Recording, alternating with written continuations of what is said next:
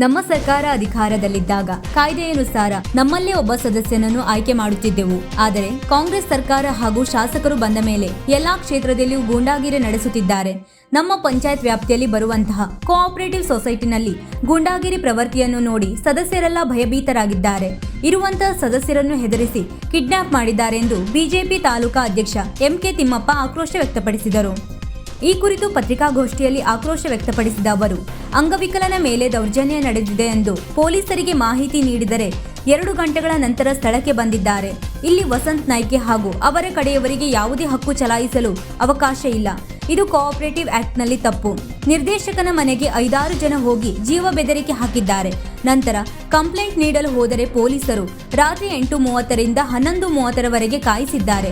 ಗೂಂಡಾಗಳಿಗೆ ಪೊಲೀಸರೇ ಸಹಕಾರ ನೀಡುತ್ತಿದ್ದಾರಾ? ಸಾಮಾನ್ಯ ಜನರು ಸಮಾಜದಲ್ಲಿ ಬದುಕುವ ಹಕ್ಕು ಇದೆಯಾ? ಇದಕ್ಕೆ ಶಾಸಕರು ಉತ್ತರ ನೀಡಬೇಕೆಂದು ಆಗ್ರಹಿಸಿದರು. ಪತ್ರಿಕಾಗೋಷ್ಠಿಯಲ್ಲಿ ಕೆಜಿ ನಾಯ್ಕ್ ಹಣಜಿಬೈಲ್, ಕೆಡಿಸಿಸಿ ನಿರ್ದೇಶಕ ರಾಘವೇಂದ್ರ ಶಾಸ್ತ್ರಿ, ಹಿತ್ತಲಕೊಪ್ಪ ಸೊಸೈಟಿ ಅಧ್ಯಕ್ಷ ವಿಜೇತ್ ಗೌಡರ್, ಬಿಜೆಪಿ ತಾಲೂಕಾ ಪ್ರಧಾನ ಕಾರ್ಯದರ್ಶಿ ತೋಟಪ್ಪ ನಾಯ್ಕ್, ಪಟ್ಟಣ ಪಂಚಾಯತ್ ಸದಸ್ಯ ರವಿಕುಮಾರ್ ನಾಯ್ಕ್, ಗುರುರಾಜ್ ಶಾನ್ಬಾಗ್, ತಾಲೂಕಾ ಯುವ ಮೋರ್ಚಾ ಅಧ್ಯಕ್ಷ ಎಜಿ ನಾಯ್ಕ್, ಹಿಂದುಳಿದ ಮೋರ್ಚಾದ ಅಧ್ಯಕ್ಷ ಶ್ರೀಧರ್ ನಾಯ್ಕ್, ನಗರ ಘಟಕದ ಅಧ್ಯಕ್ಷ ಬಿ ವೆಂಕಟೇಶ್ ಮತ್ತಿತರರು ಉಪಸ್ಥಿತರಿದ್ದರು. ಅಥವಾ ಇಂಥ ಚುನಾವಣೆ ಬಂದ ಸಂದರ್ಭದಲ್ಲಿ ನಮ್ಮಲ್ಲೇ ಒಬ್ಬವನ್ನ ತೀರ್ಮಾನ ಮಾಡಿ ನಾವು ಕೊಡ್ತಾ ಇದ್ವಿ.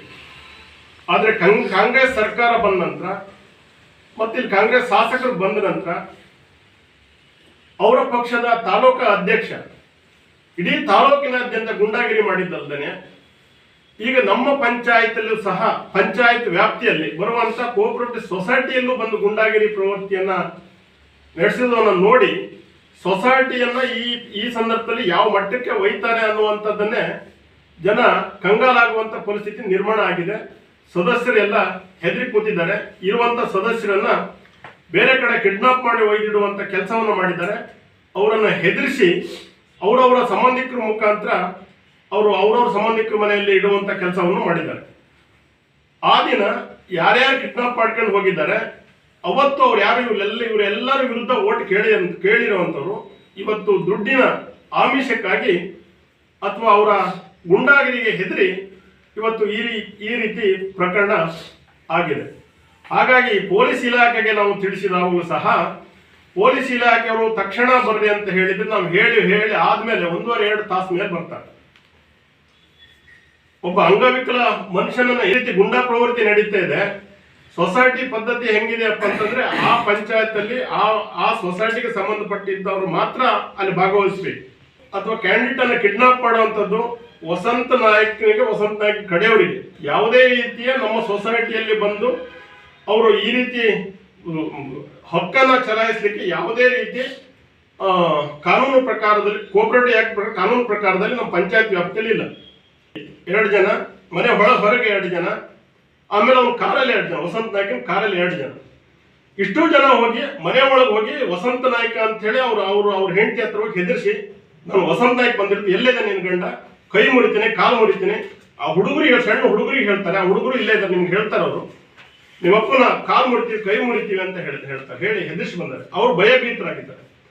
ಆ ಕೂಡಲೇ ನಮ್ಗೆ ಹೇಳಿದ ಕೂಡಲೇ ನಾನು ಹೋದವಾಗ 8:30-9 ಗಂಟೆ ಆಗಿರ್ಬೋದು ಆ ಸಮಯ.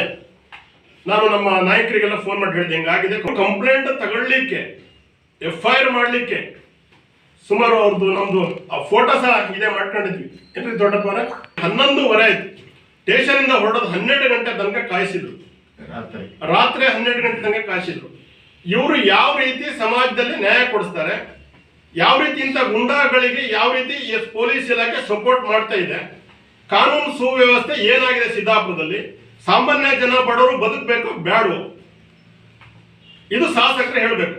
ಯಾಕಂತಂದ್ರೆ ಅವ್ರದೇ ವೀಕ್ಷಕ ಮಹಾಪ್ರಭುಗಳೇ, ನಮ್ಮ ಚಾನಲ್ ಅನ್ನು ಸಬ್ಸ್ಕ್ರೈಬ್ ಮಾಡಿ, ಶೇರ್ ಮಾಡಿ, ಪ್ರೋತ್ಸಾಹಿಸಿ.